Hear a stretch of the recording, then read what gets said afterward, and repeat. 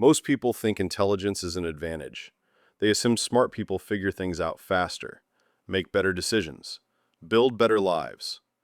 But psychology reveals a much darker pattern. The same cognitive architecture that makes a mind exceptional also makes it extraordinarily efficient at self-destruction. Not loudly, not dramatically, quietly, systematically, often invisibly. Here are 5 clinical reasons why high IQ minds are wired to destroy themselves, and why most of them never see it coming. 1. They predict failure before it happens. You don't just worry, you model every possible outcome of a situation before it happens.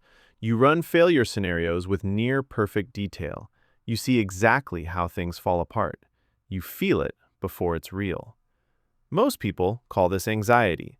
Psychology calls it anticipatory anhedonia, the inability to experience motivation or pleasure toward a future event because your brain has already pre-processed its most painful outcomes.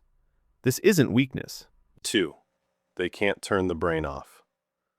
You lie down to sleep. Your brain opens 17 tabs. You replay a conversation from 4 years ago. You redesign it. You find what you should have said. You feel the original embarrassment again, fresh, like it just happened. This is called default mode network hyperactivation. In most people, the brain's self-referential loop powers down during rest. In high IQ individuals, it doesn't get that signal. The same neural circuitry responsible for abstract thinking, problem solving, and pattern recognition stays running. You're not an insomniac. You're carrying a processor that doesn't have an off switch.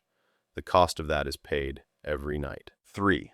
They hold themselves to inhuman standards. You finished something, you looked at it, and immediately saw everything wrong with it. Not because it was bad, but because the version in your head, the ideal version, was unreachable, and anything less feels like evidence of failure. Psychology calls this maladaptive perfectionism, a pattern where internal standards are calibrated not to reality, but to an imagined ceiling that moves every time you approach it. Here's what most people don't understand. This isn't arrogance. It's a direct byproduct of high cognitive processing. Your brain can conceive of better, faster than your hands, your time, or your resources can produce it. You are trapped between what you can imagine and what you can execute. That gap is not a character flaw. It's the specific tax on having a mind that sees further than most. 4. They trust no one, including themselves. You've been let down before, not because you're unlucky, because you saw people clearly, maybe too clearly, and trusted them anyway. And when they revealed exactly what your instincts warned you about, the betrayal wasn't just emotional. It felt like a personal failure of judgment, so you stopped trusting your judgment. This is called metacognitive distrust, a condition where high-functioning individuals begin to override their own accurate assessments due to prior emotional cost. You second-guess decisions you've already correctly analyzed. You ask for opinions you don't need. You delay because acting on your own intelligence has hurt you before. Your instincts aren't broken. You just learned that being right is sometimes expensive, so you started hesitating before paying the price. 5. They destroy relationships by seeing too much. You notice everything. The slight change in tone, the micro-expression, the word someone chose and the word they avoided. You don't look for these things. You just receive them, automatically, constantly.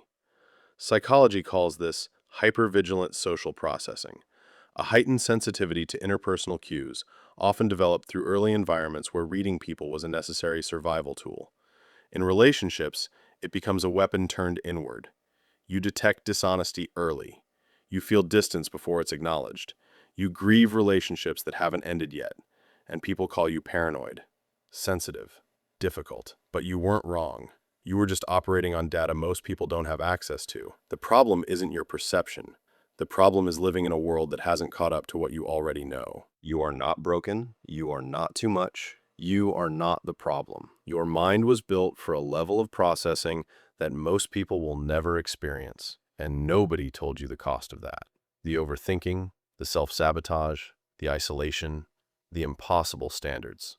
These aren't failures of character. They are the shadow side of an architecture most people will never carry. The question isn't what's wrong with you. The question is, Now that you understand the mechanism, what do you do with it? If you want to understand how your mind actually works, not the sugar-coated version, subscribe.